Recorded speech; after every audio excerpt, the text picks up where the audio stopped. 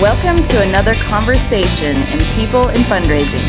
This podcast features interviews with nonprofit professionals who discuss their career journeys, lessons learned, and enthusiasm for working in fundraising. And here is your host, the founder of People in Fundraising, Tim Wilson.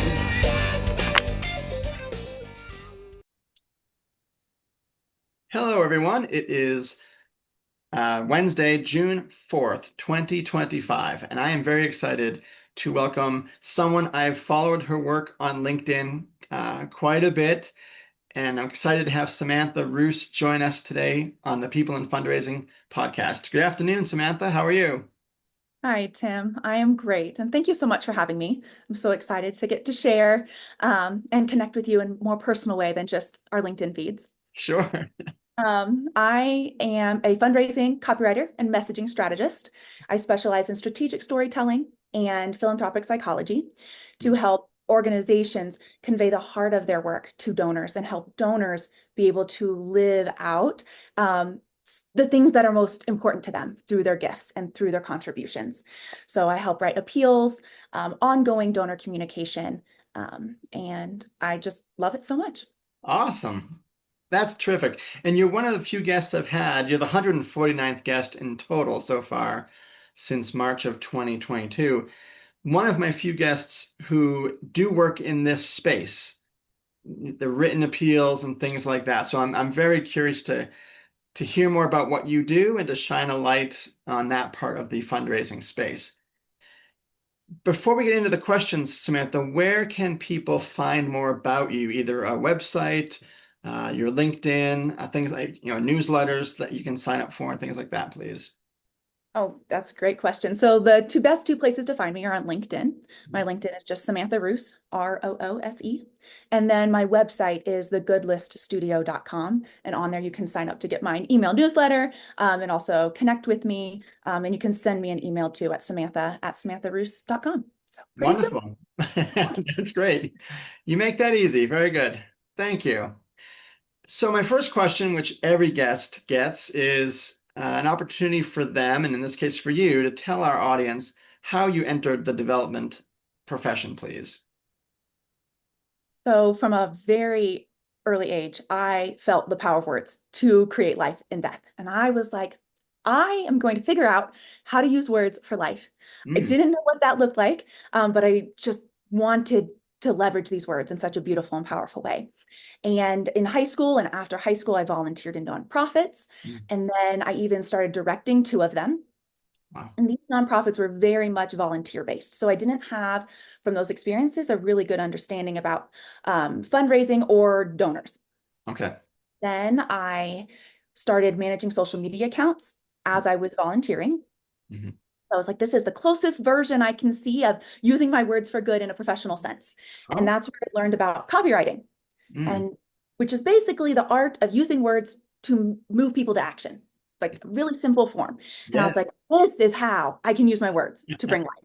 So I got certified as a copywriter and I worked in some agencies, and then I became the media coordinator for a nonprofit. And that's when I really started to see the beautiful side of donors and fundraising. I was still in charge of media though, so I wasn't really in the fundraising world yet. Okay. And then I joined Brenda Moore's team, and she is a legacy giving consultant for faith-based higher ed and organizations. And I was in charge of her marketing. And she was like, you know what, you are a very good writer. I think you should learn about fundraising copywriting. And so that's how I got into the development space, my little journey. That's awesome. I think it's really intriguing that you knew from a very early age that this was very important to you. It's a skill that you can continue to develop. And then later, a little later in life, you're able to marry that talent and that passion to doing good within the nonprofit world. I think that's really interesting because a lot of my guests, and for me as well, there is no clear path to prospect research, prospect management, being a frontline fundraiser. So I think we typically kind of I think erroneously say, oh, I fell into it. But in your case, like you had this skill and you had a vision for how to utilize the skill to do good in the social world. And now here you are. That's really cool. Yeah, you summarized that so well. You can summarize it better. You're the copywriter. So from Brenda Moore, where have you been since then, Samantha?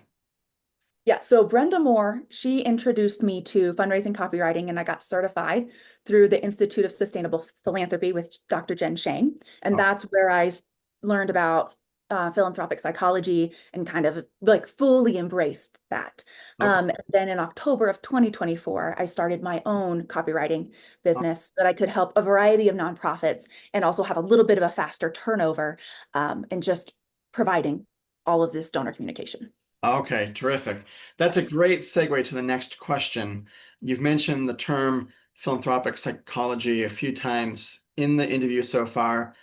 And as I was putting together our questionnaire a few months ago, I referenced a post of yours for the questionnaire where you talked about practicing philanthropic psychology, which was a term I was not familiar with.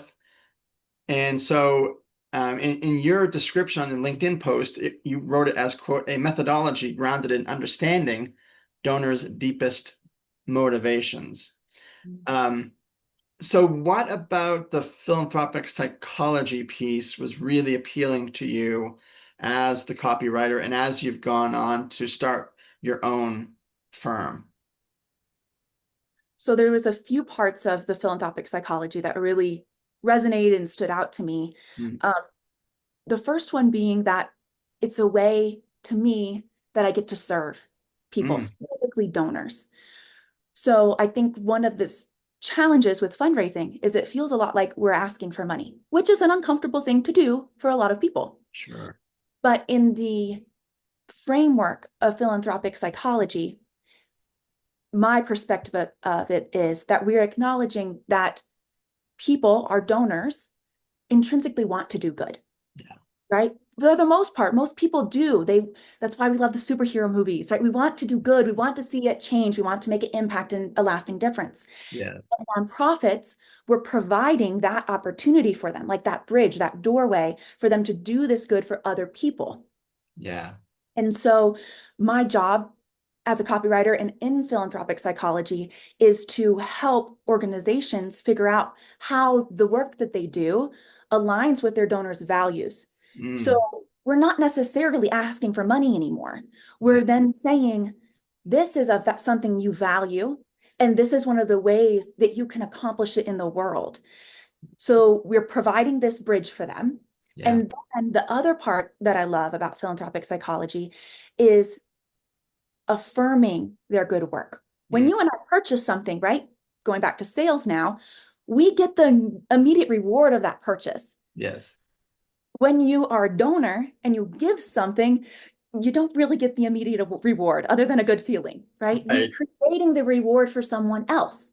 Yeah. So then with ongoing donor communication, with thank yous, with philanthropic psychology, it's important to me and organizations to communicate how that donor did good, because Mm, that's mostly the reward we get to give them, and yes. to check in with them and to thank them, not just for their gift, because, but also for, and more importantly, their kindness, their thoughtfulness. And it goes beyond it all being transactional or financial, but actually going back to that person where my values align with this impact. And so Right. I'm going to invest in it. So Yeah. those are the two things that just I love so much about philanthropic psychology and bringing to the two organizations and donors. Yeah. That's fascinating. And as you were talking, Samantha, I was just imagining that there must be like these light bulb moments with you and your clients where you are describing the wisdom, the benefit, the process of philanthropic psychology. And for CDOs or gift officers to be like, oh, I get it now. It's a totally reframing of the work we do. Yeah. Um, Does that sound like something, an occurrence that you have with clients where it's like, I've never thought about it that way, but now that you talk about it in this light, it makes more sense to me. Yeah, I think it's almost like they experience some relief Oh, too, yeah. because like, I think that's why they do this work, Yeah. right? That's how they spend all of their hours a week working. But then it gets all jumbled when they go to communicate it, Yeah. which is so understandable, right? Because it's like the pressure to raise money and the pressure to do all of the things that they need to do. So then I can come along and be like, look, this is what your heart's trying to say. Yeah. And it's just so nice to be able to hear it Yeah. and to be clear. So yes, Totally. 100% agree with what you said. That's awesome. Um, and I was just thinking too, like for you as well, like you talked about giving and receiving. If you buy something, that's one thing, and you get this immediate, you feel good. If you give something away, you're helping someone else. They're receiving the gift from you. I also Mhm. imagine for you, like there is that give and take and giving and receiving sentiment as well, like where you are giving your clients this new perspective, this paradigm shift, and they're receiving it and they're seeing it in a refreshing way, and that must be fulfilling for you as you know the client's base of support. Yeah, it's so fun for me. I taught dance for years. So there's a little teacher Oh, in me that loves getting to give that to them. And then even one of my clients last year, one of the clients that I served, they've through the consulting, I did create content for them, mm, but they've been able to apply some of the principles on their own. And mm. I'm still on their list. And so just see their emails and be like, oh, you did it. No, there is that giving and receiving. It's so fun. That's awesome. Thank you for following up on these questions that aren't part of the questionnaire, but you did a really good job with that. Speaking of LinkedIn content that you've shared, I always strive with these conversations to have a guest talk about their professional life and also some life outside of the work setting. That's the people and fundraising piece. And you shared on LinkedIn something that I found really interesting. You grew up in a family of 14 people, and I love that you have that significant family support base. Um, and you also shared in the post, if I can quote that back, that for a few years, once a week, someone in your family would start a letter to another family member and they would write, quote, your most endearing quality to me today is dot, dot, dot. And then the letter writer would then fill in the blank on that, which I think is so important in today's world. And I don't know exactly, in the time frame of your family when this was happening, but I just feel like that way of connecting with people closest to you must have been really meaningful. And I'm just curious, what did you learn about yourself from this tradition that may have significantly shaped who you are today? That's such a good question. And it was such a special few years that we did that once a week. We would all write a letter. It would be one, we would get paired up, right? Because Oh, okay. writing 13 letters would be a lot in one day. We would get paired up and it would rotate every week. Okay. So um, there's a few things that I've learned and I've taken away from it. Mm, And one of them is that everyone likes to be appreciated. yeah. But the more specific we can make that appreciation, the Mm, more that appreciation like matters. yes. Um, my fiance, his company teaches them that everybody's walking around with the sign on them that says, make me feel important. Mm, wow. And so I think from that experience with my siblings is helped me to see different things in people that I can appreciate them for and to call them out specifically. Because it's one thing to notice something, and it is a different skill to be able to express it and communicate it and call it out. Um, and it serves me in my work because that's how we want to appreciate donors specifically, Yes. right? And Yeah. then I also see it in my own self, in my own work of like, there's times like you already put words to that my work is very giving and receiving, right? There's a lot of me that gets put into my work. There's a lot of soulfulness, and it can be really heavy sometimes, right? Because I want this work to be so good because Yeah. I believe in the causes I'm serving and I believe in my work. And so sometimes just being able to turn this skill of finding the most endearing quality back to myself can be very encouraging of like, oh no, I am really good at communicating to specific people. I'm Yeah. really good at communicating love through my work. And so it serves me in my professional life and my life with myself and my, personal relationships. Yeah, absolutely. I'm curious, Samantha, as a follow-up, um, for someone, that does put a lot of energy and enthusiasm into the work you do, and where it is in a sense a reflection of you wanting to do good and put good out into the world. Do you have any strategies where if you're feeling burned out, or the tank of energy is running low, that you can recharge so that the next day, the next week, you're able to get back to the level that you want to be at, whether that's personally, professionally, with your clients? Anything come to mind about that? Yes, that's a good question. I'm always working to build systems into my life to help with this. I feel like they're always moving depending on what the season of life I'm in. Totally. So currently, I work hard to not work to that point. Okay. So there's moments it happens, right? Year end comes and we are writing a lot of appeals. It just Yeah. is the way that it is. But Yeah. I can manage it on a day-to-day basis, right? Of like, if my head hurts, to take a break from writing and go for a walk. I try to always keep a paperback book to read, like, so I'm not always reading online. I Oh, love to have a novel that I'm reading, and then I love to have more of a self-development, or I'm reading Anne Handley's book about writing right now. I think Everybody Writes is what it's called. okay. So that I'm receiving, right? Yeah. Or for the novel, I have a way to relax and enjoy. Um, and then engaging with community, right? Because to get my brain out of the space. So those are the three things that I kind of keep in rotation to make sure that I can keep showing up fully. Yeah, that's that. I appreciate those examples you talk about. I think, everyone is different, situationally, with what they do to recharge and replenish. But I think that's so important. I think, you and I are on LinkedIn quite a bit, and we're probably seeing some of the same content from a few people. But another similar theme that I'm seeing throughout when I'm on LinkedIn is just burnout. And how do we address that issue? How do you recognize it in yourself? I think there still are a lot of people that really legitimately don't know what to do. They don't have a go-to, like you've just talked about with writing and reading novels and being in community. Like, it's great you have those, you mentioned, those systems in place already, where you're not at a point of like, I'm experiencing this burnout and now what do I do? I have to build something.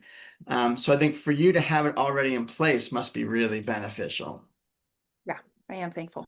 Yeah. Well, speaking about writing, this next question, I typically pull together quotes from authors and other people in media and art and so forth, because they often have interesting takes on things that I can then weave into these questions. Um, my wife gave me this book by Susan Cain a few years ago called Quiet. I'm not sure if you're familiar with it, but it's the tagline is something about the power of introverts in a world that can't stop talking, or that's kind of the theme of it, at least. Um, and in the book, Susan Cain wrote that, quote, people followed Moses, the Old Testament figure, because his words were thoughtful, not because he spoke them well. And that was in Exodus 4:10. There's a specific line from Moses as a leader. So that's the end of the quote from Susan Cain. So I'm interested for you, Samantha, as someone who professionally lives and breathes the value of words, word choice, where you place words, how you coach your clients in their appeals and their other writing samples. What might be your process where you are pondering and drafting and refining your own content pieces that demonstrate the thoughtfulness you put into your own messaging? First of all, I love that you pulled a quote from the Book of Quiet. It's so impactful for me when I read it maybe 10 years ago, of Okay. just sometimes it is hard to be an introvert in an extrovert world. And it just was like, oh, I actually have things to bring to the table as an introvert. So I feel this book very much. But as far as like my process, I very much have a process for, and I think of it kind of like a cross stitch piece, right? A cross stitch piece is made out of this material that is a perfect grid and has these holes, and it provides this kind of structure to then bring all these beautiful colors and designs to life, right? Yeah. So my tactical or technical process is I always start with like the big picture of the organization, the what's where are we trying to accomplish? And then bring the big picture a little bit smaller of like, okay, we know the big overarching mission. And now what's the big picture for this appeal or this newsletter? So we have those two big pictures that are running. And then my next step is to create an outline so that I'm really purposeful in what I'm creating. Okay. The third step is to write. It's pretty messy write, right? I have the purpose, and now I'm just going to write and let things come out, right? And trust the process. And then I do an edit. This edit's a little bit more structure-y, a little bit more academic. And then after that, I leave the piece. I let it rest. Oh, okay. And then I come back to a final edit. And this is a much more personal and like soulful edit. So that's like my 6-step technical process. Okay. And that to me is like, that's like the canvas for the cross stitch, right? We have this structure, and this gives me space to trust the thoughtfulness because I have a structure and a formula that I know works. Now I can trust with this final edit and all the steps that I went through that the thoughtfulness will come through. And so what I think really brings my words to life is the thoughtfulness piece, but it's that I love the donors. I love the organization, and I love the beneficiaries. And I let the love come through very strongly in 2 places in this process. The outline. When I'm building the outline, I am making sure that I am connecting with the love for the donors, the love for the development director I'm serving, the love for the beneficiaries as I'm building this framework. And then when I come back for the final edits, I again tap into that love. And I think about like, how would this sentence sound if I was a donor or I was a beneficiary? Would that sentence honor me as a beneficiary? Would that sentence move me to action as a donor? Would that sentence communicate my heart as the development director? And because I have the technical process, right, then I can trust that when the thoughtfulness comes in, it will all be woven through. Wow. That's remarkable. Oh, thanks. I mean, I love that you've talked, in some detail about the various steps, and then you step away. You've done all the hard work up to a certain point, and then you kind of just let it be, and you step away, and then you come back to it. That's really cool. Yeah. So there's this funny thing I learned when I was a child. Math was really, really hard for me. Same. And I was homeschooled. So my poor mother. Good at math. She was like, I'm sure. She was like, it just makes sense. And I'm like, no, it doesn't. Right. And then one day we were doing a money problem, which those were always the worst, like, because there's dollars and cents and it's a lot. And I couldn't do it. And I went to sleep. And then when I woke up in the morning, I knew exactly what the answer was. And I was like, oh, well, maybe my brain can figure things out when I'm sleeping. So I ended up seeing that as being a recurring thing in other areas of my life, that if I stepped away, I could come at it with so much more like ideas or freshness. And so that's where the stepping away process came. I think that's so valuable because I've been reading a couple of news articles, whether it's opinion pieces or just fact-based, analysis of workplace trends, and there's such a fever for people to work, 60, 80, 100 hours a week and to brag about it. And I feel like I can just imagine that with that expense of time and energy, people are not able to do what you're able to do, which is to step back, to reflect, to recharge, and then come back with even more vigor. So kudos to you for having that framework in place. Thanks. Yeah. Is that something you learned through your certification process, or mentors, or just something that you tinkered with mostly yourself over time to find what fits best for you and your style of working? I genuinely just tinkered around and figured Okay. it out. Now that Yeah. I have this as my process, I'm finding lots of writers and creators and professionals. Actually, it is part of their process is to step away and come back. Um, but I didn't know that at the time when I built that into my process. Okay. Interesting. Thank you. We didn't talk about this earlier, Samantha, but I'm just curious, with your company, if you can talk a little bit without naming names, but um, typically, what clients do you serve? Are they mostly, in a certain sector of the nonprofit world? Are they mostly based in the US? Do you have international? Anything that you want to share about that client-facing work, please? A lot of my clients are in the US and Canada, Okay. and they're usually related to human services. So whether or not it's a homeless, they're helping people with homeless things or planting churches or helping to end human trafficking. Those are Mm. a lot of the clients that I have served. Okay, terrific. Thank you. Um, I've really enjoyed our time together. We're at our last question already. And it's one that I've asked numerous guests because I think there's a lot of wisdom to this concept of a balanced portfolio for working professionals, for people that are juggling family and work, whether that's an aging parent, young kids, both, as it may be. And not everyone has, four items in their portfolio, which is what Harvard Kennedy School professor Arthur Brooks argues about in content pieces in the Atlantic and on his podcast. He talks about four portfolio items in a balanced portfolio. I've seen other studies that talk about five and upwards of six, but they typically focus on the same things. So your community, and you've mentioned community earlier, Samantha, family being two, and however people define family, um, earning success through meaningful work that creates value. And I think that's definitely the case for you and your work. And also the transcendental, which can be spiritual, it can be being in nature, however someone defines that.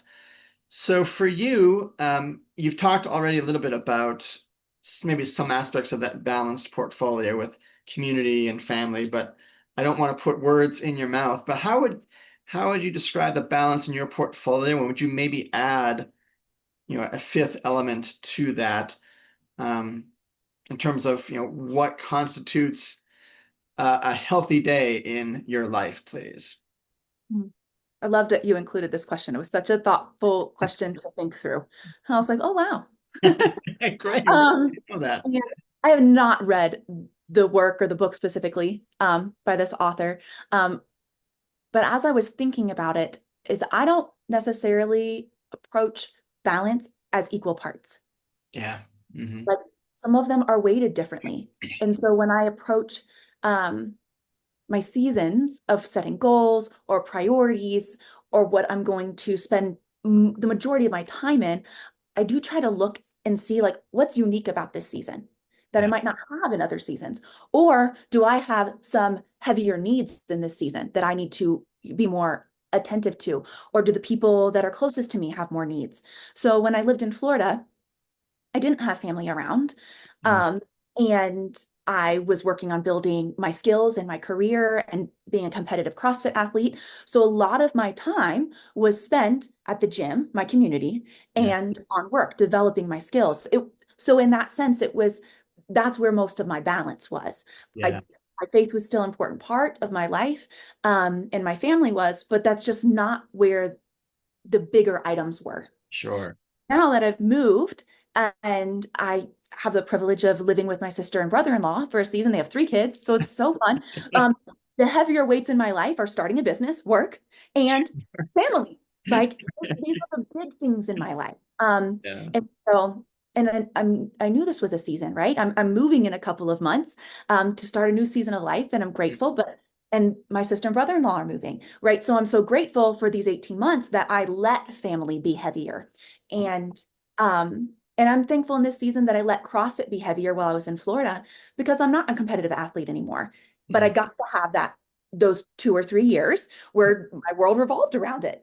Totally. Yeah. So I am looking forward to maybe community being heavier in the next few months of as I build my life in a new area and becoming a wife, right? Like getting Awesome. all of those things.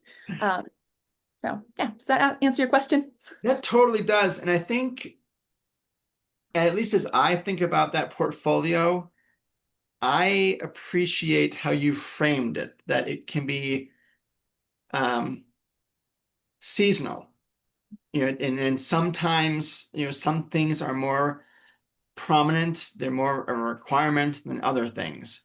I try to think of myself as a pretty good shades of gray thinker, but I do fall into some, some sort of absolutes that, and I think an absolute mindset for me has been, oh, it's got to be 4 or 5 things, and you know, maybe day by day those adjust, but in general, it's got to be about the same amount of output. So I like that when we got to your response, one of the first things you said was, I don't think of it as they all have to be equally weighted. And again, that seasonal thing, the seasonal cadence also can be disruptive in a good way. So Yeah. that's really helpful. And I think, for me, I, there have been times where, talking about burnout, like for some reason, this happens every March. I get completely burned out by this podcast. I don't know why, but so it is a season where it's like, you got to cool your jets on this for a while, Tim. So maybe I have been like subconsciously aware of the seasonal cadence of it as well. But thank you for articulating that as you did, Samantha. That was really helpful. Yeah. Welcome. Yeah. And I wish you all the best with your upcoming move and wedding. That's some great new opportunities coming your way. Yeah, that's exciting. Yes.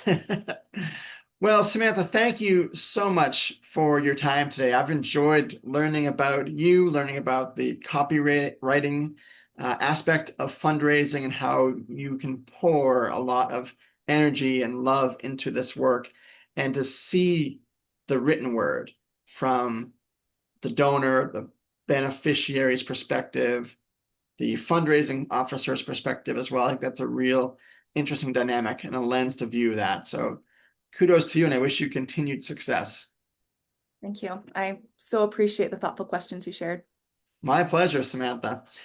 Thank you for your time today. And for our audience, thank you for the years of support that you've given people in fundraising, whether it's reacting on LinkedIn or commenting or suggesting guests. Appreciate everyone's support of this side project. And to to Luis Diaz of the Donor Participation Project and WISE, WIZE, he is sponsoring my new website. He was also my 100th guest on this podcast. So thanks to Luis for his sponsorship. You can find Samantha's interview across various platforms in early September of 2025. LinkedIn, which will have a link to Samantha's interview on YouTube, as well as Podbean, and my website, which is peopleinfundraising.wordifysites.com. So until then, thank you all for your support. And Samantha, I wish you a great rest of your day. You too. Thank you.